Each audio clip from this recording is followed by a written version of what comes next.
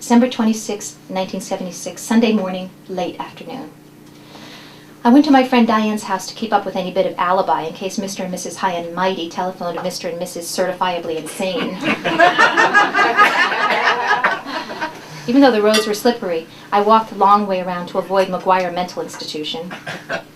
How the hell did the Simons ever ride over the river and through the woods from grandmother's house with all this ice? What is their Ford station wagon, some kind of a chitty-chitty goddamn bang-bang car? When Diane saw the bruise on my forehead from Reverend King's statue, she snuck me past her mother and up into her bedroom.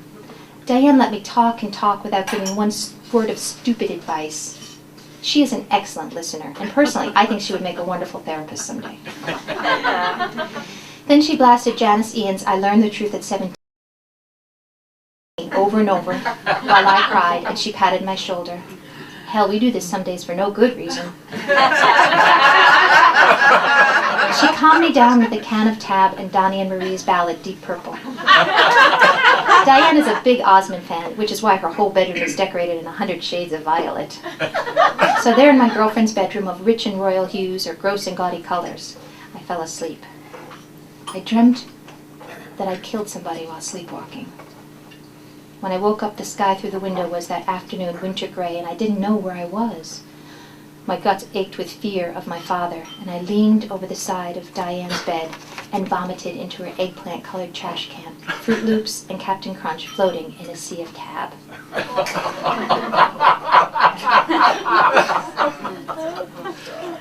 December 26, 1976, Sunday, early evening.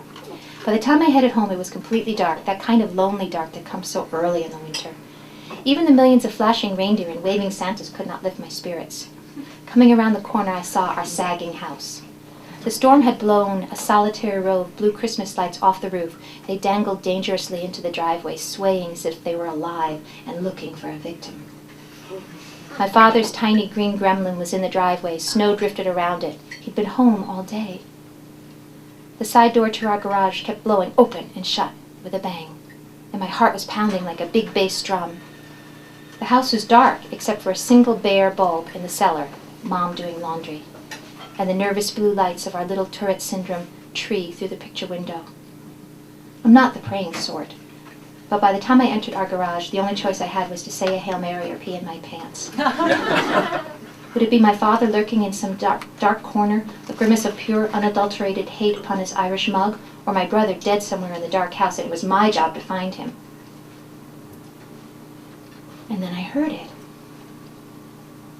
Whimpering from the back corner of the garage. My brother? Suicide by carbon monoxide? But I didn't smell gas, and Mom's Chrysler was colder than Lucinda Lilac Simone's heart. And then the whimpering thing came to me. It was a little black shaggy dog with tiny icicles dangling from its furry white mustache. He looked like that old singer on TV Mabel loves who led sing-alongs, the guy with the bouncing ball, Mitch Miller. I bent to pat the stray, and he flinched like he'd grown up in this house. Poor fellow was shaking like crazy. Al hated dogs, so I opened my ski jacket and tucked him inside. Don't bark, Mitch. The storm door creaked loudly. I couldn't tell whose heart was racing faster, little Mitch Miller's or mine. Follow the rhythm of the bouncing ball if you can keep up with the crazy beat. When I came into the dead room, Tommy looked up from his cigarette and blinked at my big brawny chest and belly, which was not only misshapen but also panting. Anybody call for me today? I asked as casually as possible, as I leaned over and kissed the top of his greasy red hair, being sure to keep the bump on my beanie turned away. He shook his head no. I didn't realize that the dog's tail had slipped out the bottom of my jacket and was wagging back and forth and back and forth. Tommy asked me with a perfectly straight face, "How much is that doggy in the window?" The one with the waggly tail. I burst out laughing and thought, okay, I'm alive, my brother's alive, and my father is passed out in his room. Mom's doing laundry downstairs? Tommy nodded, extinguished his Camel, and reached both hands up, shaking, yet open. More life than I'd seen in my brother in years. I unzipped, and out popped little Mitch's head, melted icicles dripping from his white goatee. The dog jumped from my arms into Tommy's. He circled around and around, leaping up and licking Tommy's face. And then, Even in the dark of the dead room, with only the blue blinking lights from our tree, I could see it, underneath Tommy's long mustache. My brother smiled, a real smile with teeth and everything. And for that split second, he was there, my before brother.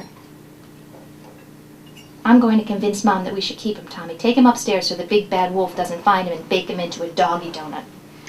I opened the door to the cellar. I've always hated those stairs, no backs to them, just splintering planks of wood.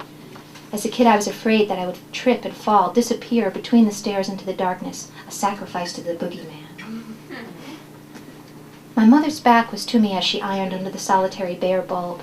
She looked like a big jar of ribbon candy in her Christmas bathrobe of striped ribbons and bows.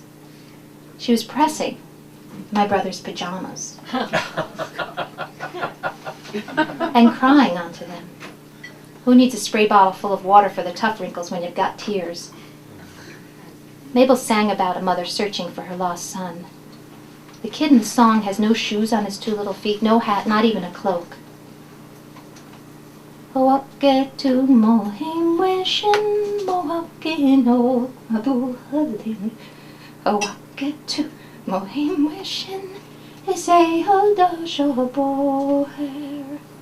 Oh, damn it. Quiet apology to the nightshirt for her falling tears. I'm going to have to wash you again. I cleared my throat, and she turned around. What's happened to you, Mary? Could she tell from looking at me that I'd lost my virginity? Then I realized that she meant the bruise on my forehead. Oh, I fell on the ice on the Swarovski's driveway, little head-on collision with their Pontiac. I kept one ear open for Al, and then I told her about Mitch Miller. I made her sit on her 3-legged castaway couch and listen. Mabel is afraid of dogs, so I even ended up getting down on my knees and, like a little doggy myself, and begging. But nothing worked. Then I did something I've never done before. I yelled at my mother, quietly, so as not to wake up Al. All you think about is yourself. You're selfish, Mabel, selfish. Has anybody ever told you that?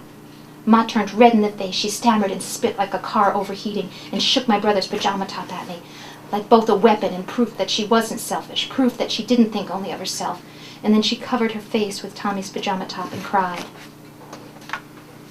I saw in that moment that she was helpless, that it was my brother who was deathly sick, but it was her son, and I felt like a real stupid little jerk.